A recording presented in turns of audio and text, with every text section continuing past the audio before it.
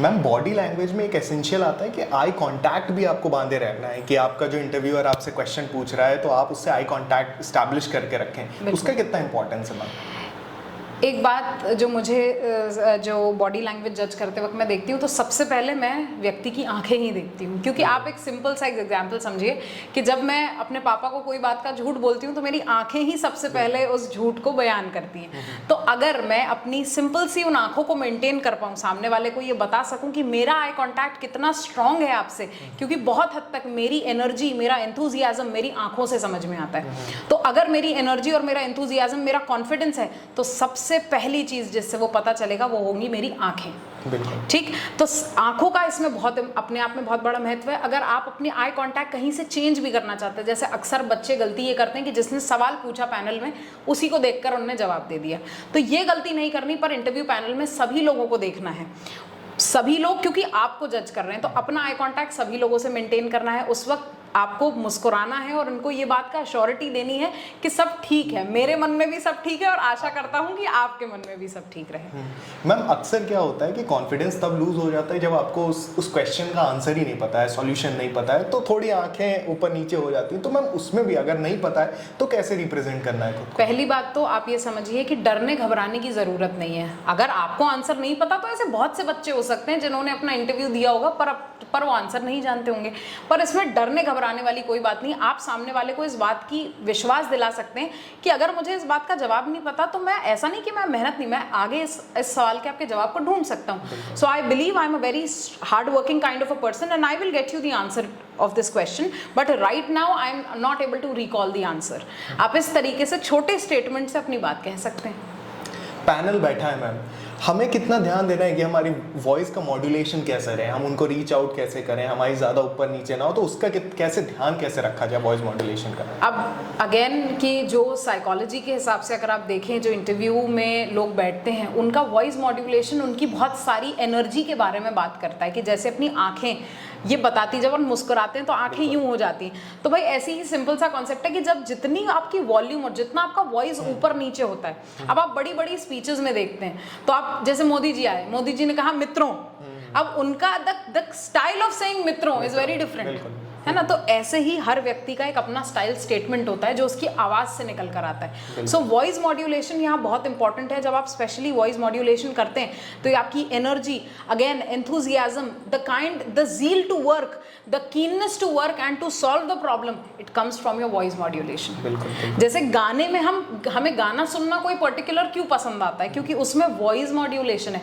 उसमें वैसे ट्यून्स डाले गए हैं। So the tunes in the background, so you don't have any tunes in the background but you do have a voice that comes and goes again and again, that shows a different importance। That's ma'am as a interviewer आपके secret tricks क्या हैं जो आप देखते हैं लोगों को जज करते समय, वो क्या टिप्स हैं?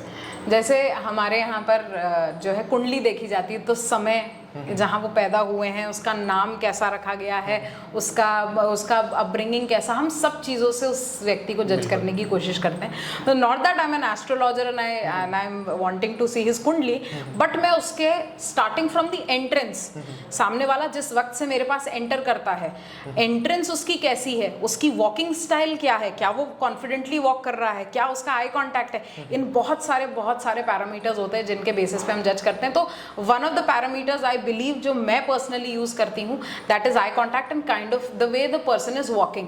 क्योंकि वॉक जो है, अगर आप कॉन्फिडेंटली वॉक कर पा रहे हैं और अपनी बात को जस्टिफाई कर पा रहे हैं, तो आई बिलीव कि ये एक तरीके हैं। और एक सीक्रेट ट्रिक नहीं होती, सीक्रेट ट्रिक्स तो बहुत है मेरे पास, बट मैं आशा करती हूँ कि जब आप मेरे इन वीडियोस को देखेंगे जो मैं यूट्यूब पे प्रोड्यूस करती रहती हूँ, तो आपको समझ में आएगा कि बॉडी लैंग्वेज समझना बहुत मुश्किल नहीं है, और हमारे माँ बाप ने अपने एक्सपीरियंसेस से उस बॉडी लैंग्वेज को अनलॉक किया है, जिन चीज़ों को हम सीख रहे हैं। तो हमारे माँ बाप जब कहते हैं ना कि यार ये दोस्त तुम्हारे लिए अच्छा नहीं है, तो वो उसकी बॉडी लैंग्वेज देखकर बोलते हैं।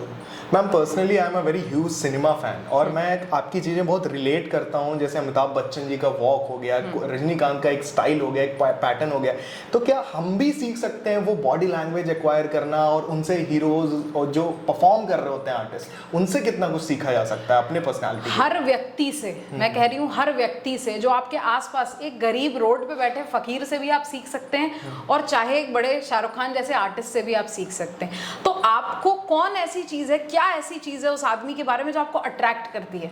जैसे मैं एक सीरीज देखती थी सूट्स करके, जिसमें हार्वी स्पेक्टर मेरे बहुत फेवरेट है पर्सनल, जो the confidence that he has while walking, the confidence that he attains while he is talking, वो मेरे लिए बहुत कैरिज्मेटिक है। और कई लोग मुझे ऐसे मिले जिन्होंने मुझसे ही कहा कि मैम आप जिस तरीके से बात करती हैं हमें बहुत पसंद है। तो तुम उस चीज को अक्वायर कर सकते हो, 100% अक्वायर कर सकते हो, बस तुम उसकी प्रैक्टिस नहीं करते। सो आई बिलीव जहां प्रॉब्लम आ रही है वो यही है कि आप जितना उस चीज को प्रैक्टिस कर लोगे वो चीज आपके लिए उतनी आसान बन जाएगी। बिल्कुल मैम, हमारी ऑडियंस को आप सजेस्ट करेंगे ऐसी कौन से बुक्स वो पढ़ें, ऐसी कौन सी सीरीज या मूवीज देखें, क्योंकि ये थोड़ा इजी टू अंडरस्टैंड और इजी टू एक्वायर होता है, तो आप प्लीज सजेस्ट करें कि कौन सी बुक्स या मूवीज देखनी चाहिए हमें। जैसे मेरी पर्सनल फेवरेट हिंदी में जो मैं आपको कहूंगी तो मेरे लिए मिर्जापुर मेरा फेवरेट है, क्योंकि आप ये देख रहे हैं कि पंकज त्रिपाठी उसमें कैसे बाहुबली बने हुए हैं, और क्या डिफरेंस है पंकज त्रिपाठी में और क्या डिफरेंस है उनके बेटे में। वो सिर्फ यही है कि वो थोड़ी सी बुद्धि रखकर और पेशेंस रखकर उस चीज को सोच रहे हैं जो शायद बाकी लोग नहीं कर पा रहे।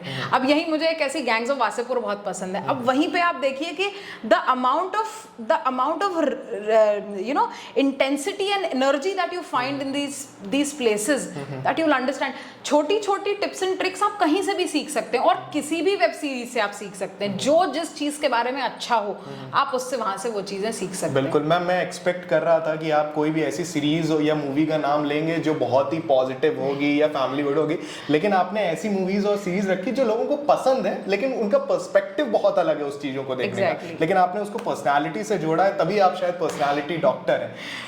तो आई बिलीव कि पर्सनालिटी टाइप आप कहीं से भी किसी से भी ले सकते हैं, वो चाहे कोई भी हो। आप चाहें तो पर्सनालिटी टाइप मोदी जी से ले सकते हैं, आप चाहें तो पर्सनालिटी टाइप अंबानी जी से ले सकते हैं, पर आप उस सीरीज से सीखते क्या हैं। हम वेब सीरीज, सभी लोग वेब सीरीज देखते हैं, फैमिली मैन हो गया, ये हो गया, but at the same time हम ये नहीं समझते हैं कि उन वेब सीरीज से हम सीख क्या रहे हैं। बिल्कुल। वो हमें सिखा क्या रही हैं, जो एक्ट वहां पर हो रहा है उसमें कॉन्फिडेंस कितना है, उस वक्त एक्टिंग कितनी है, ये बहुत इंपॉर्टेंट है।